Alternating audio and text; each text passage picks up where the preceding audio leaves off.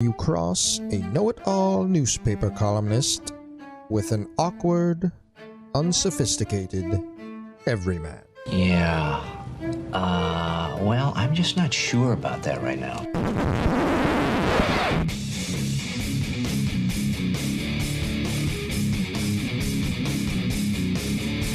Welcome to Couch and the Rube. Welcome to Couch and the Rube, presented by Skymint Premium Cannabis, inspiring people to be better, look better, do better, sound better, smell better.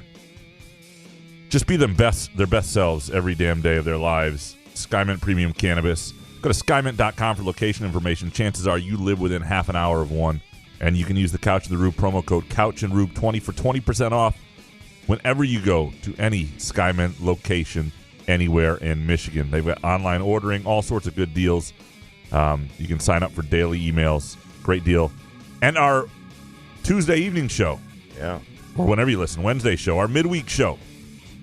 Also brought to you by Front 43 and Cask and Company, Front 43 Neighborhood and Cask and Company Kitchen and Bar. That is just north of Frandor on East Saginaw and Lansing. And if you're watching online right now, I'm wearing the Frandor shirt. And everybody knows Frandor. Third day in a row. It is the third day in a row I've worn this shirt. Great happy hour specials, great lunch specials. We'll get into some of those a little later. Jason, how you doing, man? I'm doing good, my friend. I'm just worried that we won't be able to compete with Sunday's show after you dumped coffee on your computer and ripped down the microphone. I don't know if we can top that. It has to be organic. I can't just break stuff intentionally. Spartan 18770, you're a legend. Thank you for throwing that together. And David Harns, that was great. Made me laugh. I watched it 50 times. I've never, and people were like texting me like it was the funniest thing I've ever seen. So enjoy the Tuesday show. It's all downhill from here. Now we've actually got, I think it's going to be a really good show. Nick Baumgardner from The Athletic is going to join us in about 15 minutes, and we're going to get into Michigan State, Michigan football, Lions a little bit. He covers all of them for The Athletic and has written some really good stuff lately. And so we can skip the Lions. Yeah, we'll just stay a little bit on the Lions, just a wee bit. I just want to know his early impressions of Dan Campbell and all that stuff. And then we'll have Harry Gagnon on. We'll pick the games, and we'll give our can't-miss parlays. I have some Premier League games, too. Like, I love the game so much this week, it scares me. You ever have those weeks, Jason, where you go, oh, shit, this is going to be a bloodbath? But I think something's up when I do that, though. That's what I mean. Yeah. I'm nervous. Like, when I love it this much, it's going to be a disaster because I'm too excited about too many lines. This show, again, I've said before, I think it helps because, like, doing the can't-miss parlay, it helps you whittle down to, like, 3 games you want. Where you get in trouble gambling is like, holy crap, there's 17 games I love here. And you play them all, and you lose 12, and then Monday sucks. So that's what we're going to try and avoid. Yes. And I'm going to try to win a parlay for once in my life. I feel confident about this one, though. I like my chances too. So we're gonna get into some MSU basketball here for a minute because they had their first practice today, and there's just some little bit of observations and things I think that are interesting. I want to talk about. But first, you had a hot take you wanted to get into today. Yeah, because I've been every Monday I've watched Twitter absolutely gush over the Manning Bros, and I feel like I'm the only one that doesn't like it. And hear me out. I think it could be something good if Steve Levy did play-by-play, and in between the dead parts, the Manning brothers were kind of just telling stories and stuff like that. But interviewing Nick Saban for, was it like a whole quarter? It's very, I can't pay attention to the game because I'm paying attention to their stories. Don't get me wrong, their analysis is great, but I don't like it. You know, there's another channel that has the. I turned it back, broadcast. but I mean, okay. I'm watching everyone on Twitter absolutely say, if you don't like the Manning brothers, then you don't, doing a bunch of Graham Couch shit and saying, then you don't like football. And I love football. The Manning brothers are interesting people. I just think they need. I mean, Peyton Manning. Why are these guys doing it? They're worth hundreds of millions of dollars. Why are you going to sit around there? These games are 4 hours long. You have to entertain people. Well, they are off now till week 7. So, are they? Okay. Yeah, apparently, it's like, I don't want to do this every week. But do you understand what I'm saying? Like, how about a play-by-play guy and then have the Manning brothers there? I think it works. I think some of the interviews aren't great. Some are. And but it's a tough gig, though, to try to all of a sudden keep you updated on the game and then tell Nick Saban to interrupt him. It's just really hard to do. and you get some nuggets out of there that you really enjoy. So I just felt like it was I couldn't wait till next Monday for this hot take. I just texted you. I'm like, so hot. Well, because I just feel like I'm the only one that doesn't think it's great. I don't know. It's better. I don't know. I'd rather watch Steve Levy and Brian Greasy. I like Levy, and I'm a big Louis Riddick guy. So Greasy, it just feels like an old man. Yeah, Monday night. Levy is an absolute pro, but I don't think football's his gig. You know what I mean? It just doesn't have that Monday night feel, like an Al Michaels or Keith Jackson or some voice like that, right? Where you just hear it but I think the Manning brothers could work with a play-by-play guy. Okay. So I'm glad you got that out. Yeah. I don't want you to have Am to I wait. wrong, though? Have you seen anyone else that was like, I don't know about the Manning brothers? I thought it was hot. Certainly in my sphere, they seem to be very pro. Right. Because it's different, it's new, and they are so. I think what happens too is they've been pretty blunt and honest about things, and we don't always get that level of honesty even from guys who know the game, and they see the game differently because they're quarterbacks, and they explain things really well, and I think that's just fun for people. We don't get that view of the game very often. But is there a way they could do a show? Well, I would watch a show, like a half-hour show of them interviewing people and talking about the games over the weekend. Well, there are sometimes I'm absolutely with you. They have an interview on, and I'm like, I wish they were explaining what was going on in the game. Now, yesterday's game was a blowout, so not as much, but that's probably why they don't do it every week. I think at some point it's probably not as interesting. And maybe if they were there, and like I'm not in a booth, and I'm not sure I would be as interested if I cared about the game. That's the thing that happens. It's really tough to keep paying attention if you aren't in the game. So if you got money, like yesterday, I had the Cowboys. I had already covered. I had a two bet in game parlay. I needed everything. Everything I needed to happen happened yesterday. I made out like a bandit. I needed Ezekiel Elliott to score. I needed Dak Prescott to throw 3 touchdowns, which he did because some white dude carried it in for 40 yards out. Schultz. And I needed the Cowboys to win by an alternative line of 6.5. All 3 things happened in game, multiple parlay from the same game, made out like a bandit. How do you keep track of all that? I don't know. It's when you have money on the line, you remember it. Okay. That's all it is. All right. Want to talk a little MSU basketball here. So today was the first Michigan State basketball practice, and Tom Izzo came before Mel Tucker's press conference and gave his own press conference, and he was animated and into it. He's pro-vaccine, pro-tailgating, wants the lots open earlier. He was Cockburn. But I think the interesting things that came out of today for me from a basketball standpoint for Michigan State was a couple things. One, Malik Hall is one of the 2 captains with Gabe Brown. And talking to Malik Hall this evening, but after the practice, it was evident that last year they understood they lacked leadership. Like, Malik Hall knew he wanted to be a captain this year, seeing their shortcomings last year. And it speaks to who I think Aaron Henry was naturally. He was not that guy. And Hall felt like he should have spoken up more for that team. And this year he wasn't going to let it not happen. And apparently these 2 were just about unanimous. I thought that was interesting, that you see sometimes through a team that lacks leadership, leaders emerge in future years, and that's healthy. So there might be some benefit to what happened last year and the things they went through. The other thing that was really interesting from a position standpoint is right away, Tom Izzo says Jaden Akins is playing more on the wing. Like, he's not really in the point guard mix. The point guards right now are A.J. Hoggard, whose name it's Hoggard, and I'm going to have to pronounce it well because he's going to play a lot, I think, and Tyson Walker, the transfer. And on the court today, look, it's the first practice. There's no decisions or anything. They're putting guys based on experience and what they've earned probably in the program. But there were you did see Hoggard out with the first team. You did see Max Christie is the only freshman playing with the first team. Gabe Brown, Malik Hall, Marcus Bingham usually is the 5 you would see most often. Now, that could change by tomorrow. And I thought Tyson Walker looked really good, and I thought showed some things. And again, it's the first practice, and but it was interesting to see a guy that we thought was sort of the afterthought. Will that guy transfer out? They're bringing in Akins. They've got this transfer from Northeastern. They're clearly recruiting over Hoggard, who's like 30 pounds lighter than he was a year ago. Very vocal guy.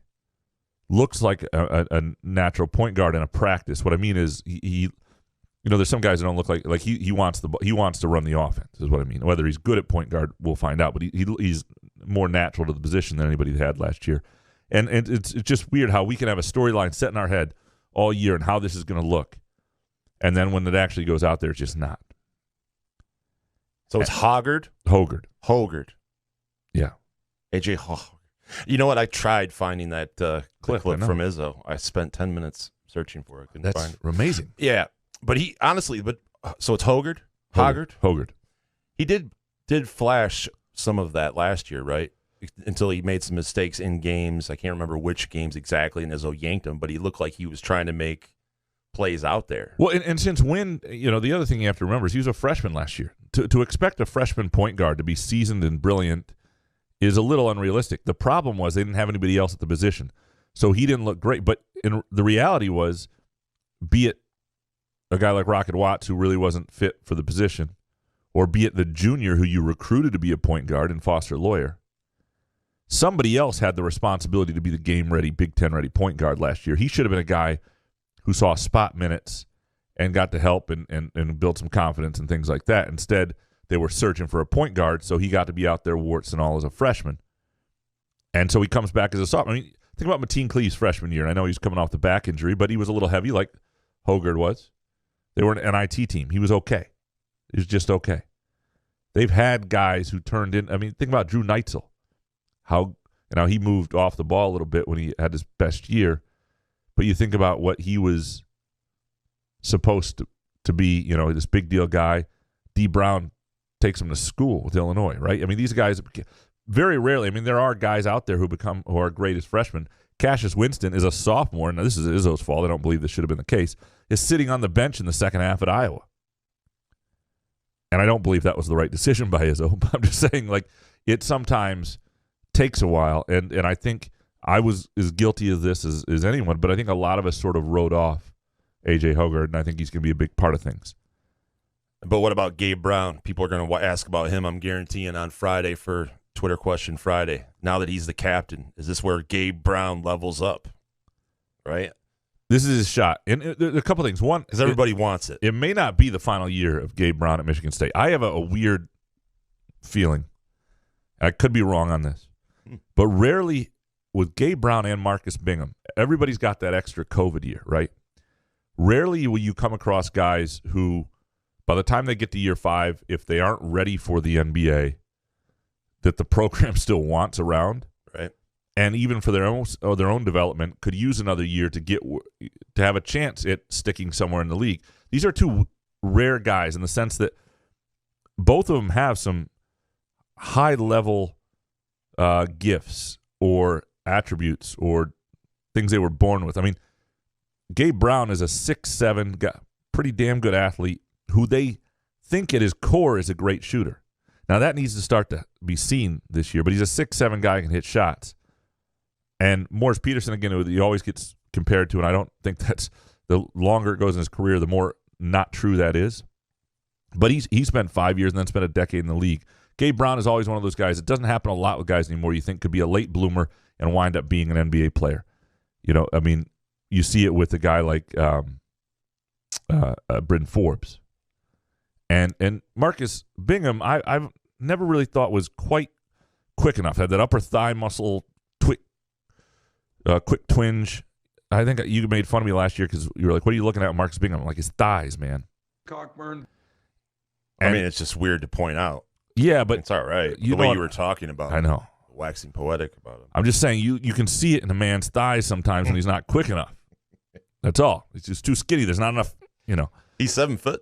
Yeah, right. He's a 7-footer now. So, maybe, and again, if it ever comes together, he's a guy. I saw him hit a 3 in practice today. Trailing the play, fast break, boom. If that component of his game, and he plays hard all the time, he had one tremendous shot block today on a post move by another guy that you don't see on a hook shot. They're hard to block. Just stuffed it right back in his face, and he had another 3-point shot. Like, if that stuff becomes who he is consistently more often, how would the league not take a look at a guy who's 7 foot with a 7'4" wingspan? So in other words, very few guys who take a long time to develop, are worth sticking around your program for an extra year, and very rarely is it worth it to them to be in the program. And maybe it won't be. Maybe they'll want to be out. Maybe the program won't want them back. Maybe I'm ahead of things here. I just think these are two rare guys who it could behoove them and the program. Like, you might not find a better transfer big man after this year than Marcus Bingham Jr. if that's what you wanted to do. But he might not quite be ready. Who knows? Maybe I'm just speaking bullshit. I don't know. That's what this show's all about. We speak bullshit until the guests come on. Yeah, but anyway. People write hot takes or Twitter questions. Those are sort of my thoughts. People are going to wonder how the freshmen look. They look fine. I mean, it's I don't want to judge too much on one practice because there were things you like, and they're up against scout team guys sometimes. And I just think that, Izzo was pretty blunt that I think Pierre Brooks is behind the other two. Max Christie's certainly ahead of everybody in terms of those three. And but there are things you like from Brooks. I mean, Brooks is a 6'5", 230-pound man on the court who you look at and go, that guy's going to be fine. He'll figure it out. He's, and I don't know. I think it's going to be a really good class for them. That and Christie's probably the most game ready to go. But the point guard situation is interesting, and I wanted to get into that today before we get to Nick Baumgardner. And also, if you are looking for a place to watch games this weekend, any weekend, the end of the Tigers season, English Premier League games, or Michigan State football at night, and they've got great MSU specials as well at Front 43 and Cask and Company, which is just before you get to East Lansing if you're headed from Lansing, and just on the Lansing side of East Lansing. Doesn't really make any sense, but you know what I mean. Also, terrific happy hours from 3 to 6 p.m. All draft pours. Well, sorry, from 3 to 4, all draft pours are $3. $1 off from 4 to 6. Half price appetizers from 3 to 6. $5 selected martinis. $5 house wines. Half price flatbreads. If you ever had their flatbread pizza, it's outstanding. Great place for lunch as well. Just a good place to chill. It's the best place, I think, to watch games at Front 43. And the Cask and Company setup is a little more looking for a date night. It's just a great place to go. Let's take a really quick break here. We'll come back with Nick Baumgardner and talk some MSU football, Michigan football, and the Lions. Couch in the Rube. Where else can you cheer on your team? Enjoy a mouth-watering burger or savory sushi. Sip on handcrafted cocktails or one of 46 beers on tap. Take your game day or date night to Cask and Company Kitchen, Bar, or Front 43 Neighborhood Pub near Frandor. Two amazing places with one awesome blended modern American-Asian menu. Catch the game on one of 30 60-inch TVs or stop in for the all-you-can-eat lunch buffet. Enjoy happy hour or elevate your night out at Cask and Company or Front 43 on East Saginaw in Lansing. Wherever you are on your cannabis journey, let Sky Mint Premium Cannabis be your guide, your friend, and your place. Whether you're curious about cannabis or a seasoned connoisseur, Sky Mint's knowledgeable staff will help you with a vast selection of products to choose from to fit your needs. Sky Mint believes access to the best cannabis helps people do good and feel good, so they grow it right here in Michigan, giving you high-quality, locally grown cannabis at highly accessible prices. Visit skymint.com for special offers and location information throughout Michigan, and use the promo code CouchAndRube20 for 20% off your first visit. Sky Mint Cannabis. You'll love this place. Find Couch in the Rube podcasts on Spreaker, iTunes, iHeartRadio, Spotify, YouTube, Facebook, Google Podcasts, CastBox, and the Rube's favorite podcast addict.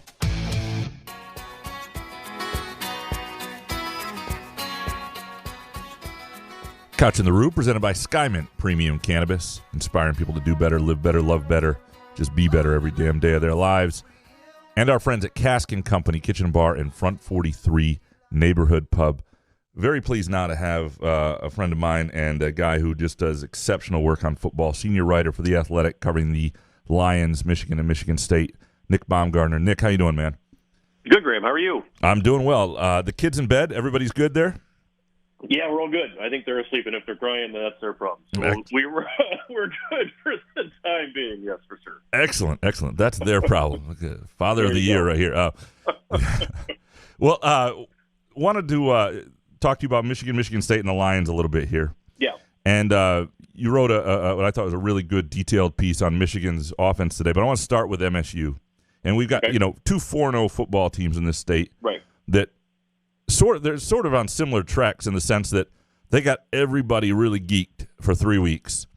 They both won last week, but were humbled a little bit, and I think everybody came back down to earth about how good both teams are, and maybe not booking travel for the college football playoff yet for either side. Your assessment of who Michigan State is really as a football team after 4 weeks? I think all the things that really matter long term are going to hold up as positives, because I think what Michigan State is a team with an improved roster in terms of talent. They have a legit playmaker in Kenneth Walker. I think they have a smart quarterback who is still sort of finding his legs a little bit in Peyton Thorne.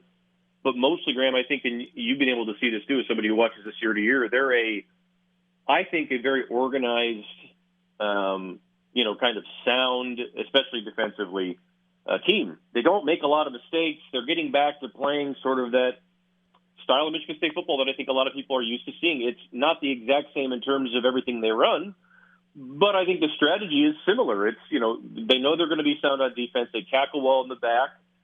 They're hard to move up front. And if the linebackers who were up and down in this game, can play well, they're a hard team to play against, especially if they're disciplined on offense. So I think that they're not, like you said, no one should be booking any playoff tickets or anything. And I think that people on Michigan and Michigan State side came into the season without any confidence, and then were suddenly given some wins, and they were like, oh God, I don't know what to do with all this. And so people probably needed to come back to earth a bit, but I do think for Michigan State it's all positive because I think the Mel Tucker process is working. I think that all the evidence we have points to that right now. Are you surprised how quickly the roster turned over and how well it's all come together? Yeah, a little bit. Yes. This fast, yes. I think Walker being so good that early probably helps if they had any issues, but it doesn't seem like they had any issues. I think that Tucker is and he talks about that neutral thinking all the time. Seems to live it because he's such an even keel guy. I just think everybody sort of gets it. I think everybody in his orbit, kind of has to understand what's kind of happening here. If you're coming in here to, and part of the reason you're coming in here is because we think you can help contribute to our culture and our environment, not damage it and wreck it. And I think that that's the thing everybody thinks about when you think about a transfer. But, credit Mel Tucker and his staff, I think, for bringing in kids that they probably knew would fit and then making sure that they did. And I think that's the biggest thing. And that's what I'm surprised about. I'm not surprised that the process is working, but I am surprised, that it's clicked this fast, I think. One of the things I think you do analysis on that most people don't do very well is offensive line play. Mm-hmm. And breaking down and good stuff. Yeah. What's actually happening? Not a lot of times it's they're running the football. The offensive line must be good. It's one of the things that I, going back and watching games, always try to enjoy. But you take it to another level, and I'm wondering what you are seeing up front from. And you did a pretty good breakdown, I thought, on J.D. Duplain and Jarrett Horst after that. I can't remember which game it was, but. And what's happening on that line of scrimmage? What is happening on that line of scrimmage? They're better than they've been. And I think that it's interesting. I asked Mel Tucker today about, they've continued to rotate the lines. They've continued to sort of not make a full, every other, timeout like a hockey team or something like that. But they've played two lines. They've played a lot of guys in every game. And it's sort of clicked for them. And I think every guy that they've played has gotten a little bit better from where we were at, or where we saw them at, I should say, in 2020. And I think that that's the thing. Horst is a solid improvement, but Duplain, has a really high ceiling, and I think he's grown a lot as a player. I think Matt Allen has limitations, but I think he's growing because he's fighting with Samac, and they're competing, and they're both sort of pushing each other. I don't know how long that'll all click together, and I don't think I would sit here and say that Michigan State has one of the best offensive lines in the Big Ten, but it's certainly better than what it was a year ago. I think Walker's made them look a lot better, maybe in some spots than they've actually been, but they're competing, and they've won the line of scrimmage most weeks. So I think that's, long story short, I think that's where you want to be. So they didn't win it, though, in the second half yesterday or last week. That was the first time we'd really seen that. And you see how hard it is to call plays when your offensive line isn't winning and your quarterback's off target, and you see how hard it is to be a quarterback and all that sort of stuff. And so, look, Nebraska's defensive front I thought was exceptional, and they did some things where they're moving right before the snap, and I think Michigan State struggled with that and all that good stuff. But there are going to be other teams with good defensive lines they're going to face. Is Peyton Thorne, he didn't look at that last week in the second half. You mentioned a smart quarterback. Is he a guy you think has the goods to figure this out to the point that next time or at some point when things are being taken away from them, he can carry the offense a little more? I think so. I think he can do. I don't know how much, but I think he can do it. Within reason. I don't think he's a guy. Maybe in a year or two. Maybe in 2 years, if he hangs around or all things work, and God knows if even college football is going to exist in 2 years, Brett. My God. But I mean, in time, maybe he can be a guy that you can just really load up on, because I think he's a super smart player, and I think that's going to carry him, quite a long way. And I think that the longer he works with Jay Johnson, the smarter he's going to be, because I really think pretty highly of watching all and talking to people that played for Jay Johnson at past stops. Everybody says the same thing, that he's a very smart, logical sort of, coach on the field type quarterbacks coach. And I think that's how Thorne plays, right? I think he sorts the game out pretty well. He doesn't make a lot of bad decisions. He does sometimes, I think, when you're up against it and this type of stuff. He hasn't gotten rid of all of it, but for the most part, I think he knows what he's doing. So I think he's getting there. I think he's getting better every time you see him in some things, but in some areas he needs to improve on as well. So this is still a pretty young team that's coming along, and I think that, like anything, people probably need to pump their brakes on, on their expectations for how certain guys could play. Because I would also say that I thought Walker in that game, Graham, needed to have better vision early. I thought that he left yards on the field. So I think that, all parties right now for Michigan State are still sort of chopping wood, I guess, as Mel Tucker would say. Yeah, I did not this week see any of the Walker-Barry Sanders comparisons that I saw the week before. Right. So let's see if those put those back in the bag for a little bit. All right, let's talk some Michigan here. I really like this piece, very detailed work. Michigan football is 4-0. What's real and what's still TBD for Jim Harbaugh's club? And you get into the sort of the offensive decisions and how they can get bogged down. And when you look at this Michigan team that, I mean, they really have won one way. I mean, they have not thrown the ball much at all. And I was waiting again. I liked Rutgers' defense coming into this, and I was surprised how well it went in the first half. They're going to get tested. I mean, even Wisconsin, which seems to be a little bit of a disaster here, is going to they're going to get tested. They're going to have to throw the ball at some point to win, correct? No, absolutely. I mean, that's 100% what's going to have to happen. And I think, to this point, I would argue that balance hasn't really been the issue. I think the issue has more been, and you saw some of it with Michigan State in the second half, and these two teams have been very similar in a lot of areas, actually. But their issue has been, especially in that game against Rutgers, they didn't have a lot of opportunities, and McNamara has not been as efficient as he needs to be with some of the shots that they've kind of dialed up for him, which are not difficult throws. They're not, high degree of difficulty, throw it across your body, throw it on the run, whatever. I mean, he misses a touchdown, a sure thing in the first half. He was late on a check down and then had to force one over the middle on a third down on a rush job, again in the second half. I mean, it's like these things kind of stacked up on him, and suddenly you look up and you're like, well, that looks terrible, and they don't have any faith in him. I think they have faith in him, but it has to come within the structure of what they do. He has to be willing to check the ball down more and get it to the back and get it to Blake Corum in space and let him, shake a linebacker and run. He has to be willing to, hit a tight end or a slot guy against a safety or a linebacker over the middle and let him run. That's really what this offense is. It's designed to get the ball out quick, on time, and let those guys on the edge make plays. The thing that frustrates people with Michigan is that when it comes up to, kind of let's see what you got time, it seems like they're running the Jim Harbaugh version of a spread offense when in every other instance they're running a spread offense. And it's like, stop trying to winch your way through it and run your offense, and you won't come up against these spots where you seem to have these drives that end with you banging on your head like we see so many times from Michigan. And I think that's still something they're working through. So their next 2 weeks are Wisconsin and Nebraska. both on the road. Yeah. I think sort of telling weeks against defensive fronts, and I'm not sure what Wisconsin is as a defensive front, but I agree. But traditionally, they're sound there, and I think Nebraska's pretty sound. So, what I mean, these two games on the road tell us what about Michigan? Well, I think that they tell us that the offensive line is legitimate enough to, get this offense in places that it needs to go. But also, I think it'll tell us more, because I think it is. I think the offensive line is solid there and is going to hold up for the year for Michigan. But really what it's going to tell us is McNamara capable of being super efficient? You can live with Peyton Thorne being down at 62% because he's made shots down the field. When it's time to make shots down the field, he's done it and delivered. He's taken care of the ball.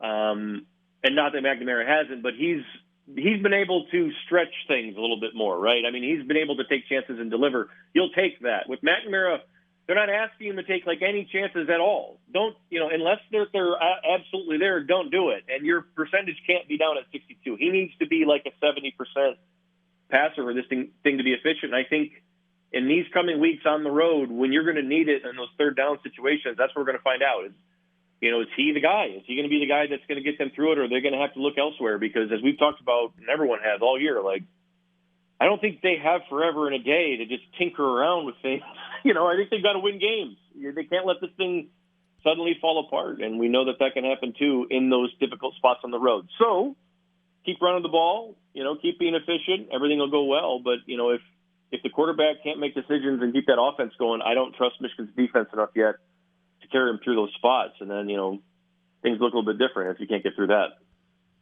So the team that combines the fandom of Michigan State and misery is the Lions, right? Mm-hmm. And absolutely, yes. Times 1,000. Well, yeah. What happened this week was just, it was inexplicable. Yeah, and yet expected somehow. Oh, 100%. Yeah. And that it's just it. So we all know the Lions' history, and anybody who's the happiest 8 years of my life were the 8 years that I played basketball on Sunday afternoons from 2006 to 2014. I wasn't that invested, but I'm wondering, I keep seeing people say, well, they play hard for Dan Campbell. And look, this year, the talent is what it is. You're only looking for so much. What is success this year, though? Because I think at a certain point, if you're 2-12, it gets hard to just keep grinding it out. And how do you emerge out of this year with progress if you're Dan Campbell and that staff? I think that all the guys that you're invested in long term, which frankly isn't a lot and needs to be higher, so it's a two-part thing here.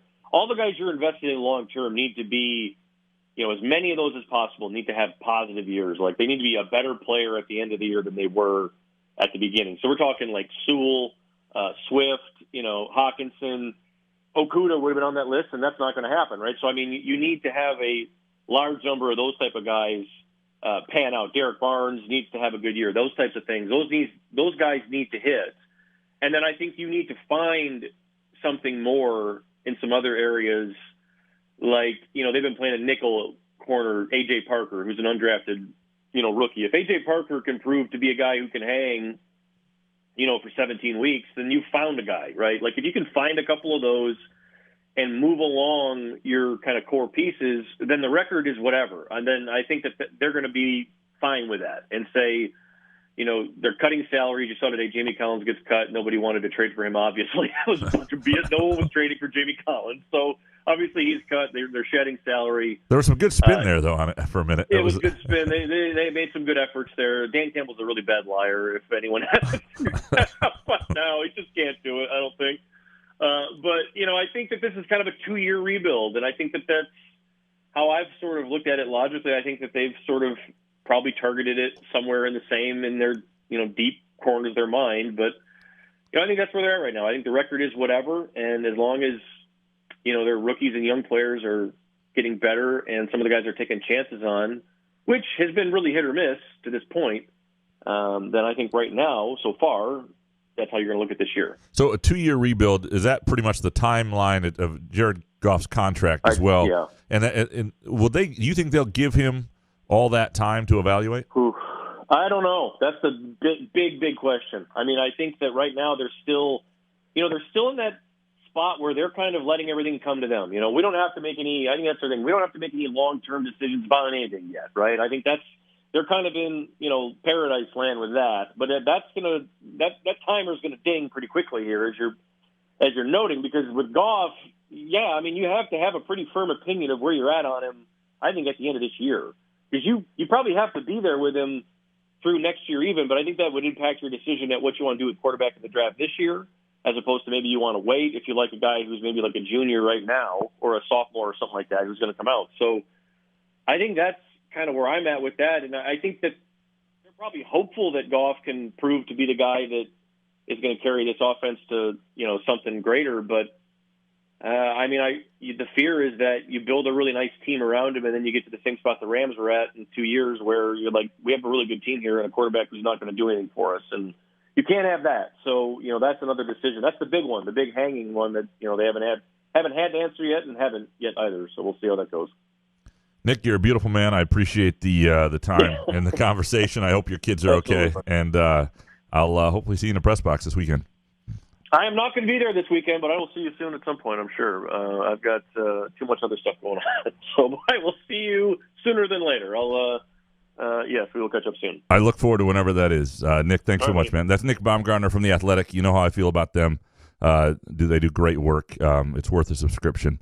And you can follow him online and his offensive line breakdowns at all times. You take anything from that conversation, Jason, that you found interesting?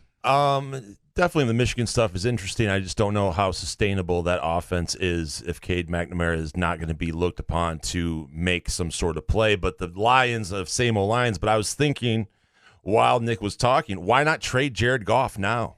Because the money. It's But if Pittsburgh can't make it work, I mean, Big Ben is absolutely washed out.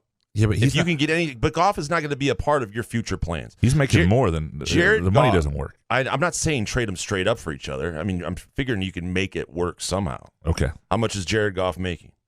Like, I don't know, $40 million or something? Okay. All right, I'll call Harry then. Yeah, I mean, I don't know if that's exactly. He makes a lot of money, and that's part of the reason they were able to get draft picks back for him. No, I think Nick's a smart guy, and there's a lot of interesting stuff there. He's definitely worth reading.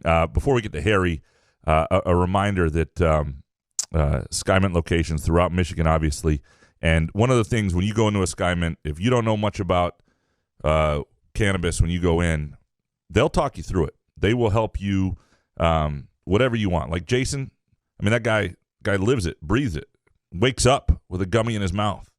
I didn't coming into this process, but they made me feel like we'll walk you through this. What are you looking for? You feel comfortable with whoever you are there. You feel smart. You feel, I don't know. It's just a good vibe, smart people, good place. Skymint.com is the address to find the location nearest you. Lots of specials going on. Sign up for their emails. You know every day what's happening. All right, that sounds like the music for Harry. It is. You're a smart guy.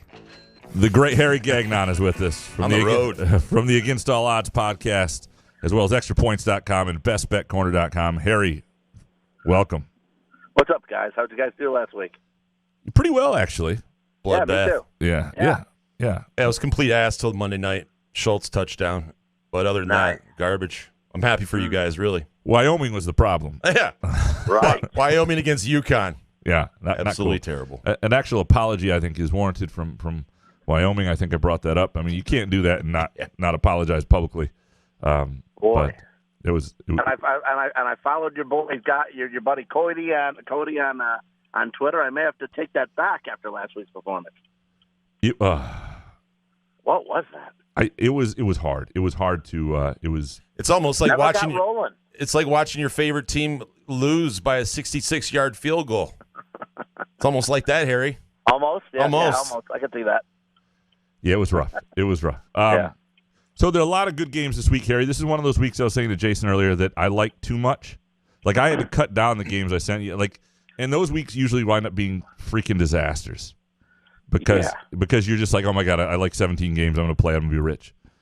Well, this is also the first week that, in my opinion, first week that we really have some solid key games in college that we can dissect, and hopefully, we're not just jumping on the team because they're our favorite team, and we think they're going to keep Pound a Cupcake or something like that. I mean, there are some solid games this weekend in college football. There are some great games of substance, and I think in our 3-team parlays, I think I have one that.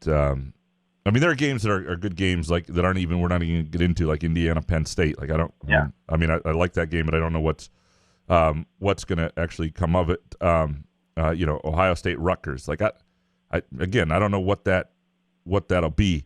I'm going to start with this one though. Yeah. Cincinnati at Notre Dame. This is one of those games I like a lot. Like I think Cincinnati is really good, and I think we saw that when they got off to a rough start at Indiana.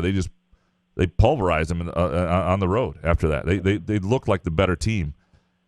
Notre Dame, I know they were great in the second half and pulled away, but that's not a great team. And Cincinnati's just a 2.5-point favorite inside of a field goal. I know it's on the road. I think Cincinnati's just a better football team than Notre Dame. Give me the Bearcats. Jason, where are you on this? I know, but who does Cincinnati beat? Miami of Ohio, Murray State, and Indiana? I don't know. Give me Notre Dame at home with the points. What do you got, Harry? I'm on with Graham here. I love Lou Fickelstein. I love how he continues to grow. His teams continue to grow. I think Notre Dame runs out of luck here. The Irish run out of luck in this game. And last week against Wisconsin, it was a weird game watching that game. The momentum had totally switched to the Badgers' side after scoring the touchdown, after Mertz finally threw a touchdown pass.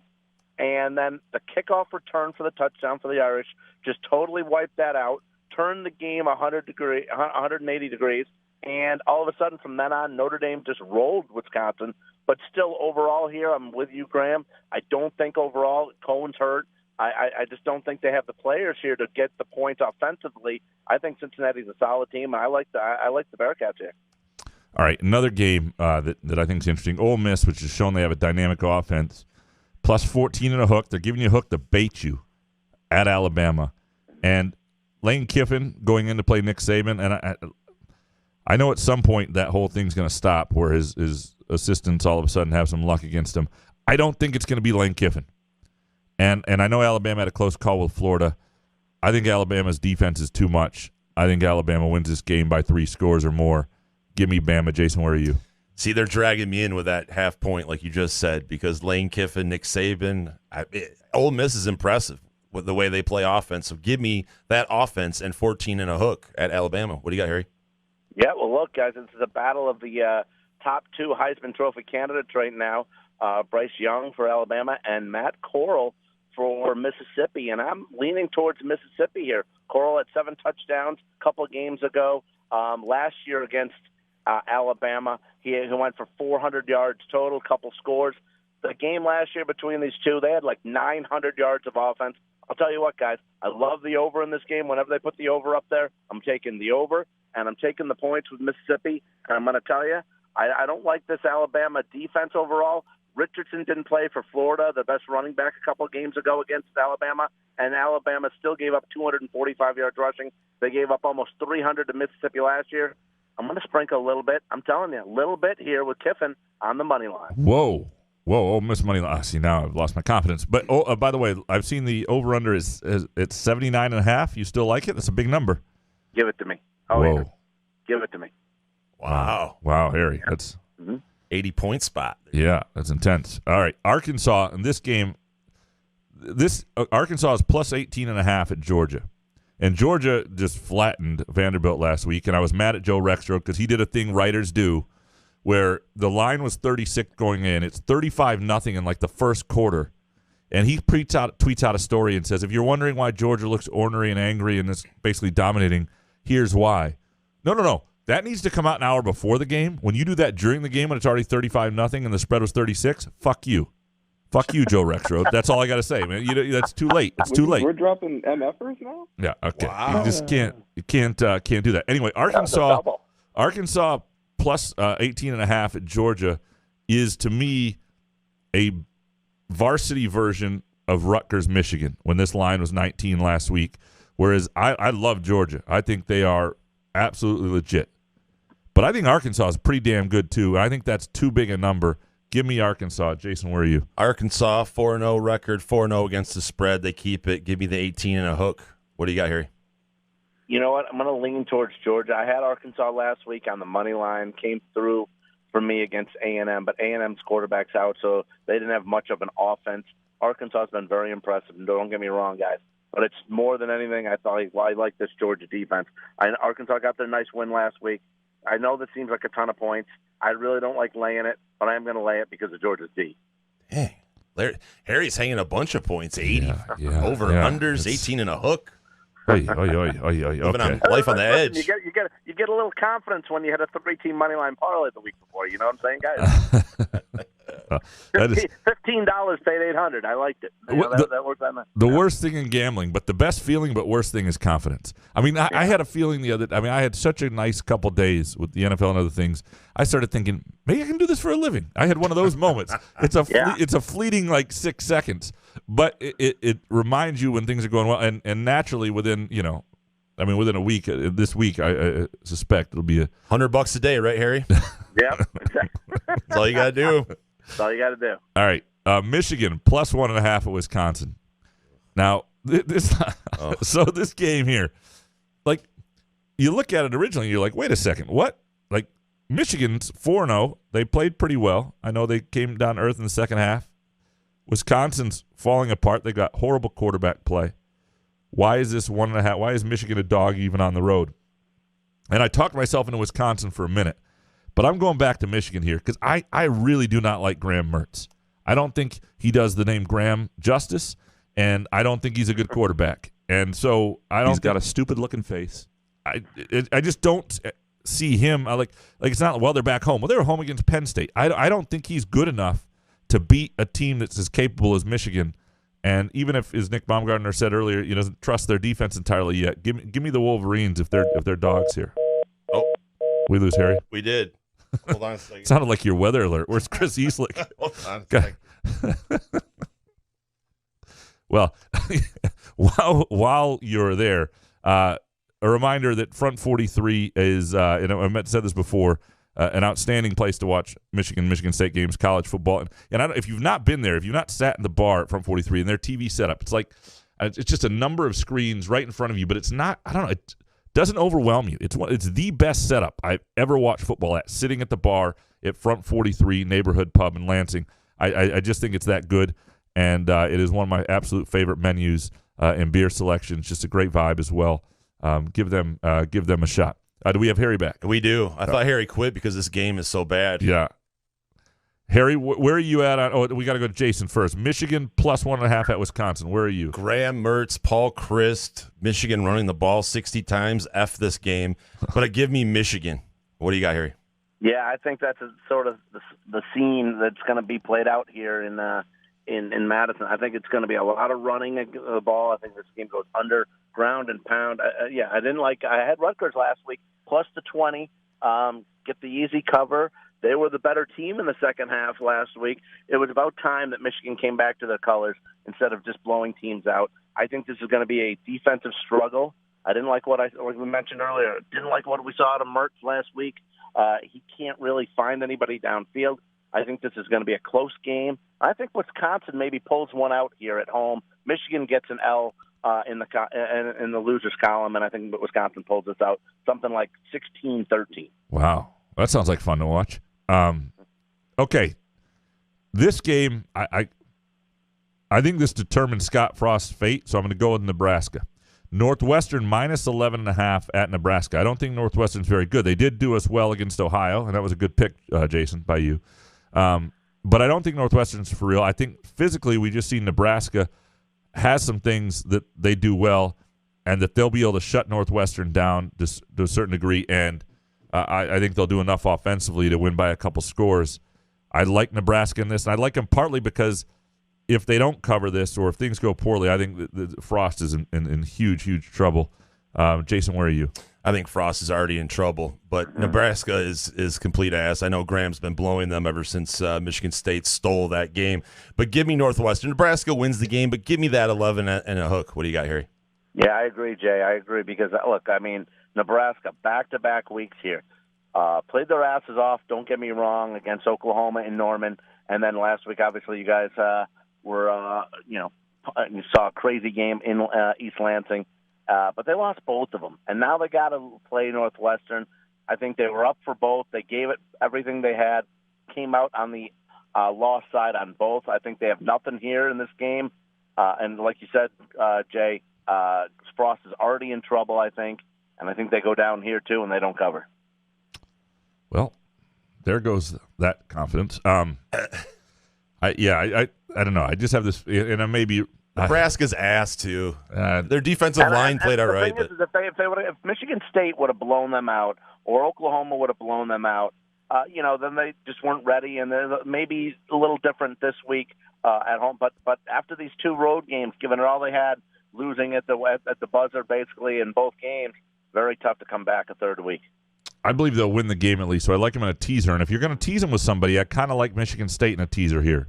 It's Western Kentucky plus 10.5 at Michigan State this Saturday night. 10.5 is a big. Western Kentucky can score and has a second best passing game in college football.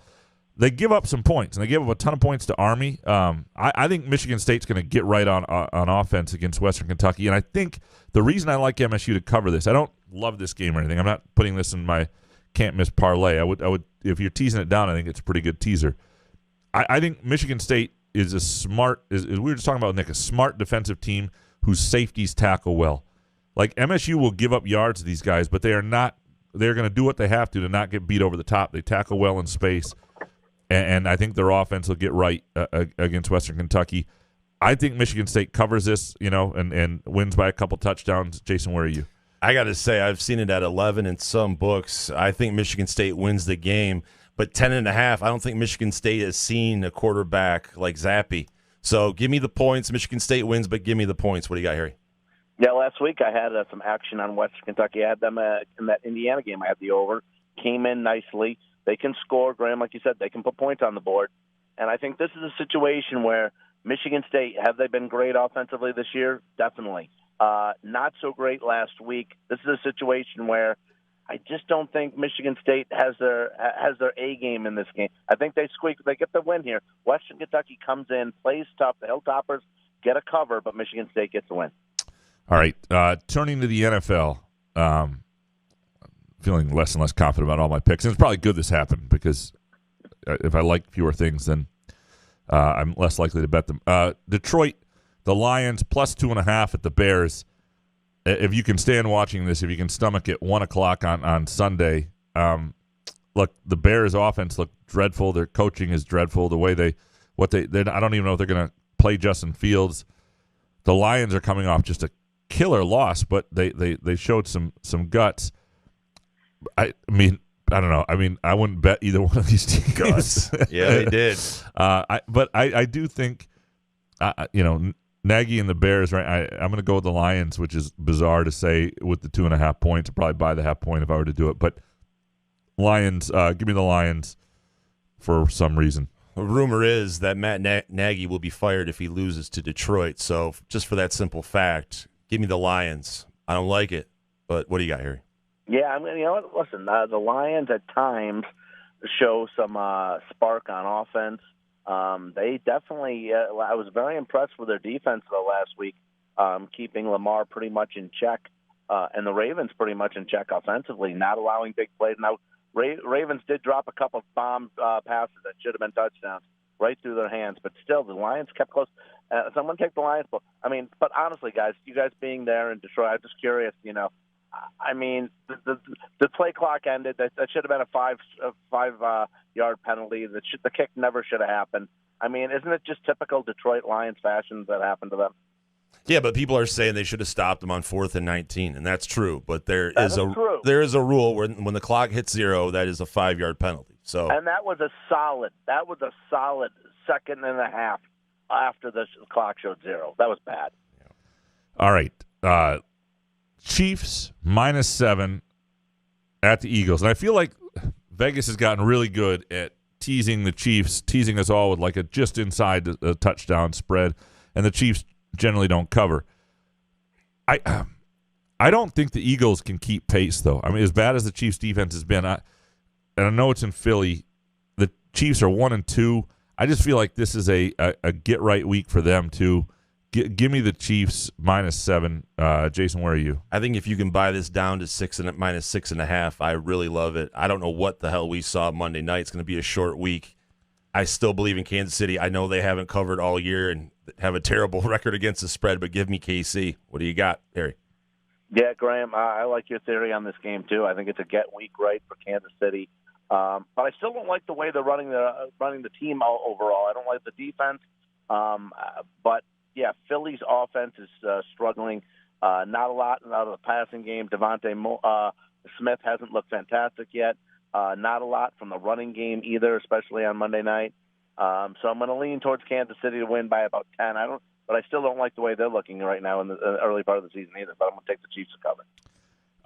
A game that I am a little surprised by the spread, and I guess this is because spreads are always tight in the NFL.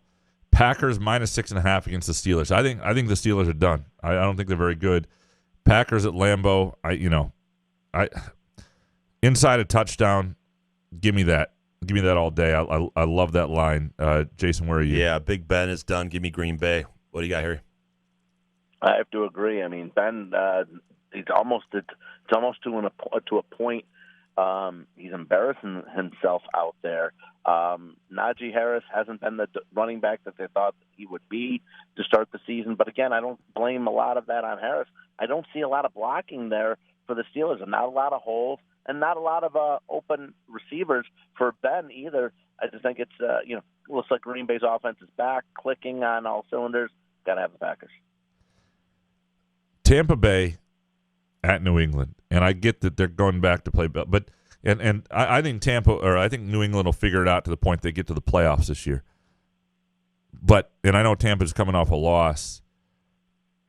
Belichick isn't on the field. Brady is. So if we're doing a Belichick-Brady matchup, give me the dude who's on the field, who's won the Super Bowl when they split up, who doesn't have the rookie quarterback on his roster, even though I still think he's a great pick for Rookie of the Year. I hope he got that early. And I've got an amazing bet to give you in a few minutes, one that you want to stay tuned for, because I think I should have given it in the open. That's how good it is.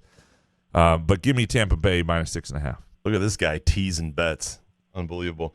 Give me Tampa Bay. What do you got, Harry? Yeah, I'm going to lean towards Tampa Bay here too. Just haven't seen anything really offensively from New England. Very vanilla on offense. Not much in the rushing game, especially not much in the passing game. Very average, and Tampa coming off that loss, and Brady definitely wants to stick it to Belichick. Yeah, no, I think that's. I just don't. I don't get it. I really don't.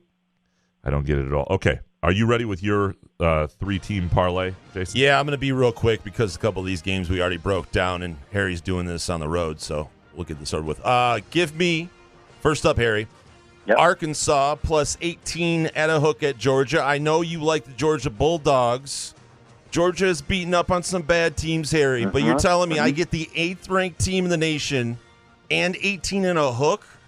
Georgia doesn't impress me that much, so give me Arkansas +18 and a hook. Secondly, Rutgers +15.5 at home versus Ohio State. Ohio State starting true freshman Kyle McCord. They beat Tulsa and Akron. It doesn't impress me. Rutgers should have beat Michigan. As long as Greg Schiano doesn't F this up, give me Rutgers +15 and a hook. And lastly, Kansas City -7 at Philly. Give me KC. Now I'm going to take it down to 6.5, which is -30, Harry.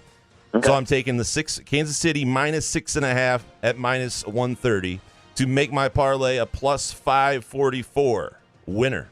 I got to say, you get bonus points in there, Jason. You get bonus points in there for taking, since we didn't go over the Rutgers-Ohio State game.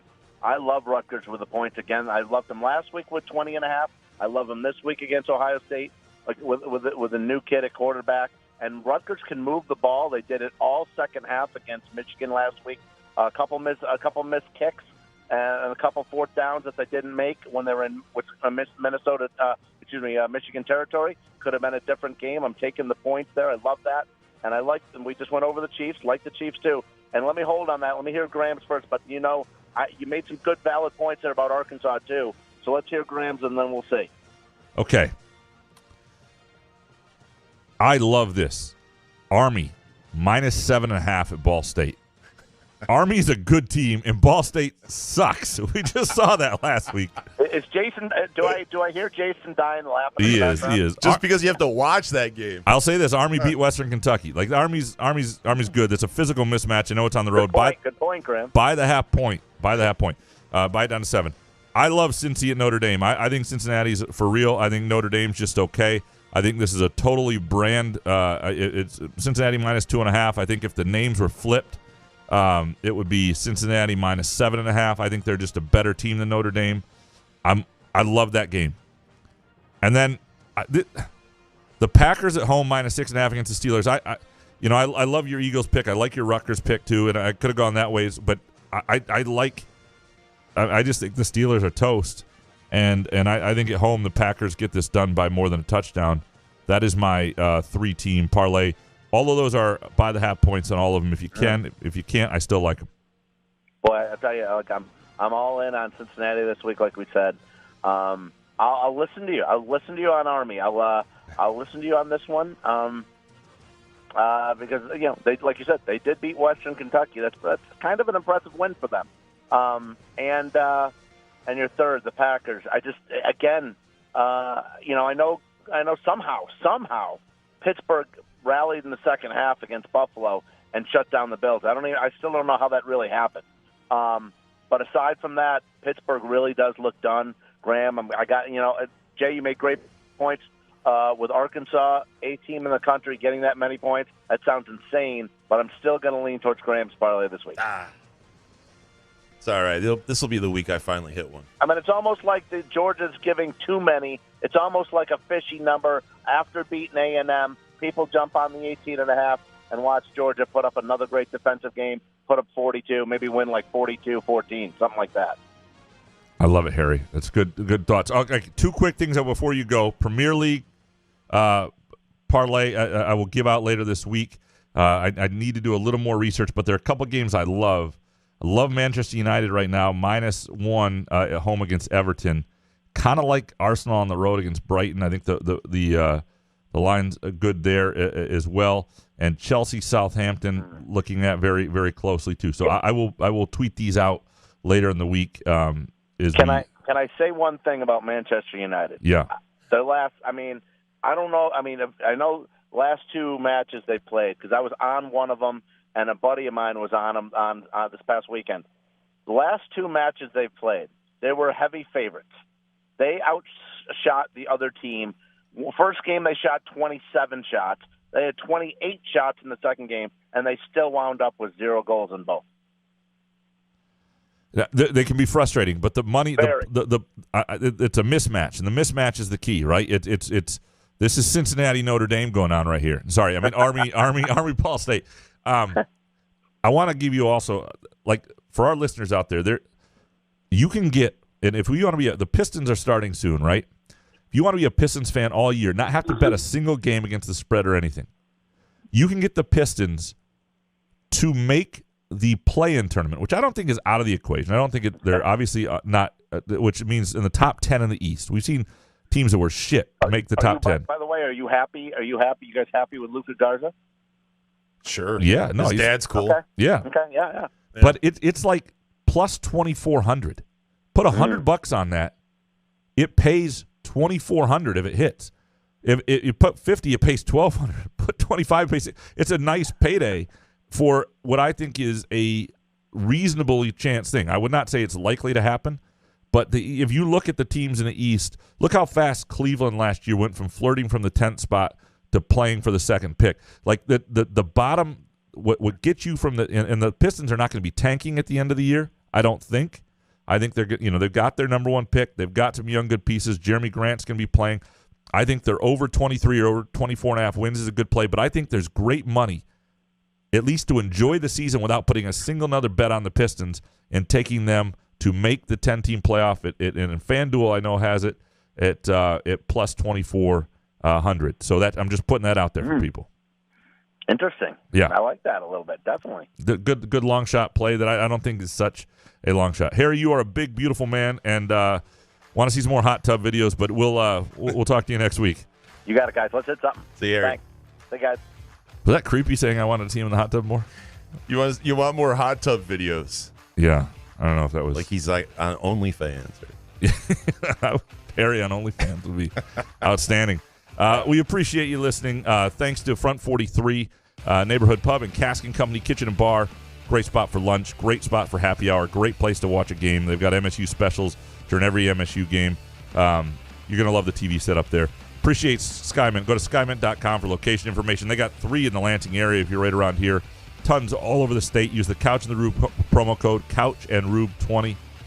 We're going to have a Friday afternoon show this week, and we'll figure it out from there. So Friday afternoon, normal old time, 1 o'clock. Good show, man. Yeah, man. Couch and the Rube.